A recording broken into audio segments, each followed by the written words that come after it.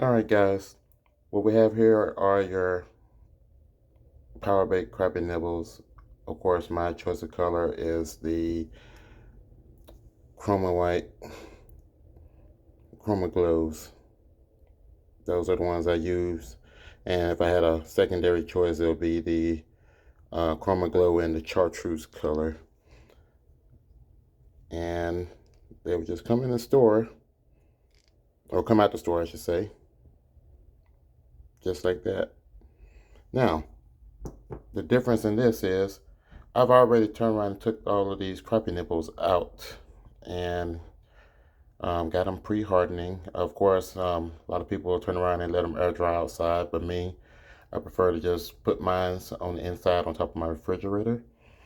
About 2, maybe 3 days of them evenly spread it out, and you'll have these semi-hardened Crappie Nibbles that you can actually turn around and stick directly on the back of your jig.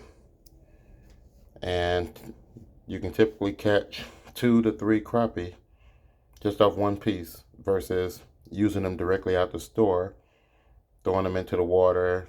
They'll either melt right off, or when you're reeling it back in, it gets wet, saturated, and tends to fall directly back off your hook, thus causing you to lose almost a whole entire half jar. And as we all know, as fishermen, we always try to find the best results and get the most out of what we're using while fishing. So this is my little trick that I do and everything. That, as you can tell by listening to this is a jar that I've already did.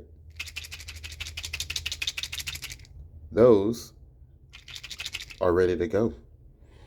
And that bottle will probably last me at least a good month, if so. So by doing that technique and everything, I can make a single 1.1 ounce bottle of Crappie Nibbles last almost an entire month. And keep in mind, I do fish almost every day. So that's saying a lot from you allowing these Crappie Nibbles to slightly harden up. So I highly advise for you all, if y'all do fish with Crappie Nibbles, to invest in doing this technique. And if you haven't tried it, I highly suggest trying it. The spawn is right around the corner, and there's no better way than to turn around and fill your bucket with your limits, depending on your state of where you're at on your limits and everything, and get out there and catch more fish. So guys, it's been fun, it's been real. Excuse the clutter. This is my man cave, and I just wanted to bring something to you that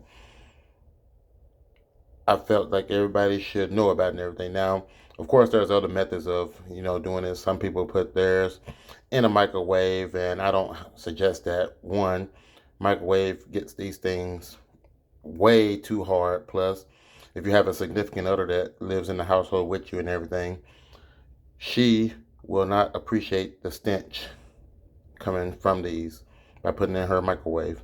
Same with a little conventional toaster oven. Sitting them on the front of the door tends to get them a little bit too hard down. The only other method that I see or have found that will suffice in place of either letting them air dry outside, or like the method I discussed earlier, would set them on top of the fridge for about 2 to 3 days, would be to get yourself a dehydrator.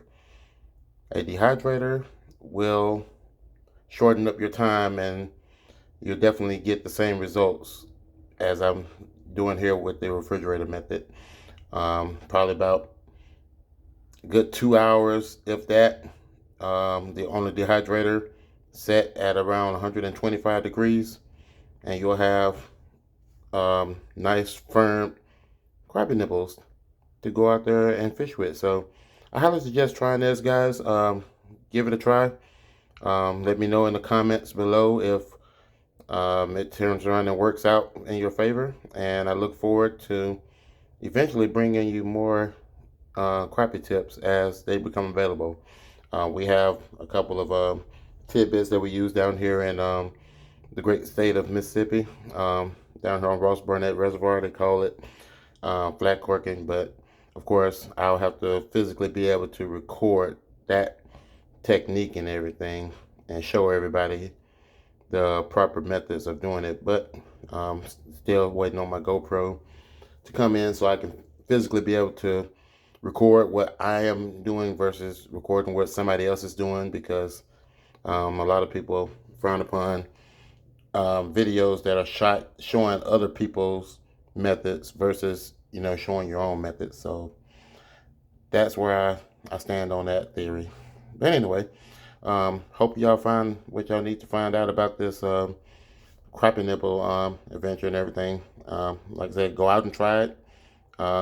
Get your kids involved in it and everything, and get them on to some crappie. And I look forward to bringing you more tips in the future.